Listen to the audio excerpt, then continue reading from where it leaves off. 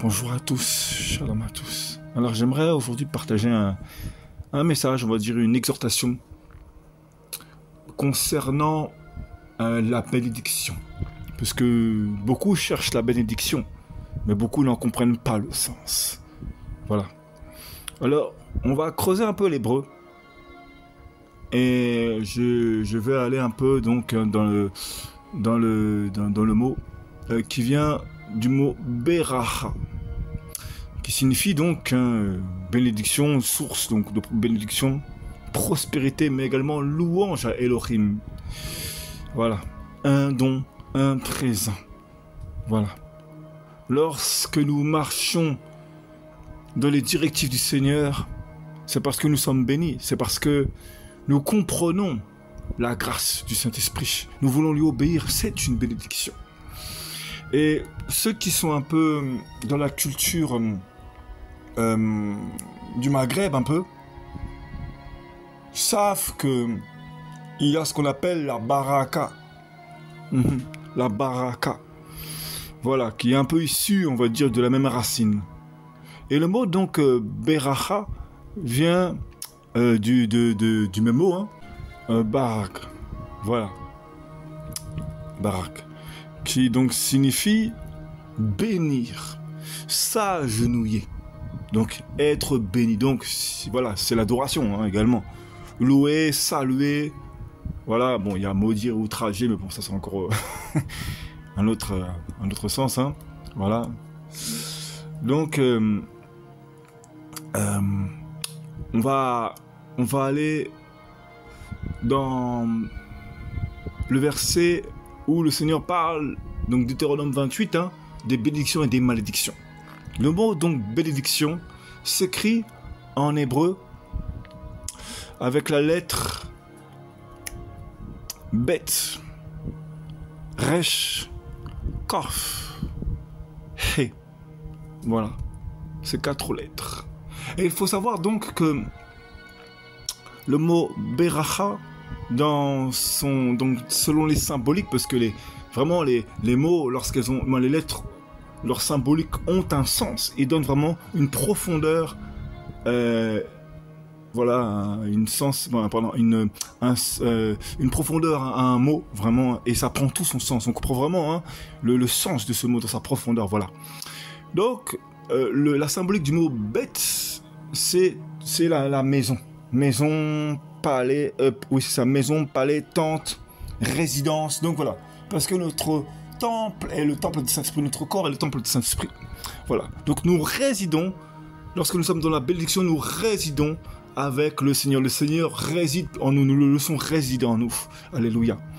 Ensuite, la lettre Resh, c'est la tête. La symbolique, c'est la tête, donc également, tout ce qui est la vision. Voilà, être à l'avant, tout simplement. Voilà. La vision, comprendre la pensée du Seigneur. Alléluia. Ensuite, la lettre Kof, c'est la paume. La paume. Pourquoi? Parce qu'il nous tient dans sa main. Alléluia. Dans le creux de sa main, il nous tient. Et la lettre He, donc qui signifie louange, souffle, mais également montagne, colline. Donc ce sont des royautés aussi également. Donc nous sommes un royaume. Nous représentons le royaume du Seigneur. Éminence, personne élevée également. Voilà, donc dans la beracha, parce que c'est écrit avec un K, donc par réflexe avec la langue française, mais dans le mot beracha, dans la beracha, ou dans la baraque comme on dit, voilà, dans le mot baraque, pardon, parce qu'on ne dit pas la baraque, je ne pense pas. Il y a donc vraiment toute la bénédiction qui réside. Nous laissons le Seigneur résider. Nous devenons, lorsque nous marchons et que nous obéissons, lorsque nous recherchons, lorsque nous essayons de comprendre la marche avec le Saint-Esprit, avec le Seigneur, il réside en nous. Il nous donne la compréhension de sa vision et nous fait devancer les choses. Enfin, pas devancer, mais comprendre en avance les choses. Parce qu'il nous parle en songe, il nous parle d'une manière bien particulière. Et il nous donne la compréhension, le réflexe de comprendre. Alléluia. La réflexion, le discernement, la sagesse pour comprendre. Alléluia. Et donc tous ceux qui ont l'esprit du Seigneur, parce que l'esprit du Seigneur c'est un esprit également de prophétie, également, il nous donne les choses à l'avance pour que nous puissions devancer les attaques, les flèches de l'ennemi. Il y a ça dans la bénédiction. Et la lettre Kaf, qui est la troisième lettre, donc la paume de la main, parce qu'il nous tient dans le creux de sa main. La quatrième lettre, la lettre Hey, pourquoi? Parce que nous marchons avec l'esprit. Notre marche est une louange. Et c'est lui qui nous permet en fait de marcher avec le souffle. Alléluia. C'est lui qui nous permet de marcher avec le souffle. Hein? Donc, voilà tout ce qu'il y a dans la beracha, dans le mot berak. Voilà. Voilà. Donc, dans la bénédiction, il y a tout ceci.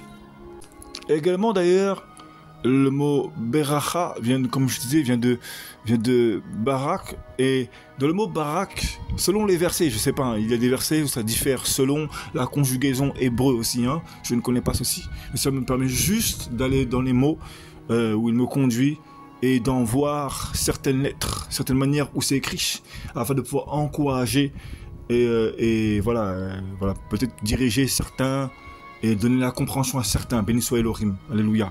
Et donc, il y a aussi donc la lettre du mot barak, la dernière, c'est également la lettre kaf aussi, mais au pluriel. Donc le Seigneur tient vraiment, parce que la symbolique c'est la paume, tient vraiment son peuple, vraiment, hein. Il tient fortement son peuple qu'il bénit vraiment dans sa main. Alléluia. Mais également, dans le grec, le mot bénédiction signifie également eulogia, bref. Voilà, je ne sais pas bien l'épeler, certainement je ne sais pas le dire.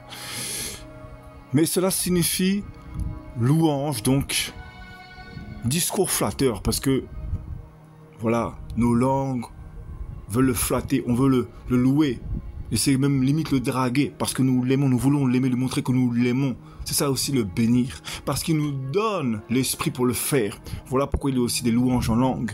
Voilà, on le bénit par des louanges. Alléluia, gloire à Elohim. Donc vraiment, lorsqu'il nous tient, et c'est ça.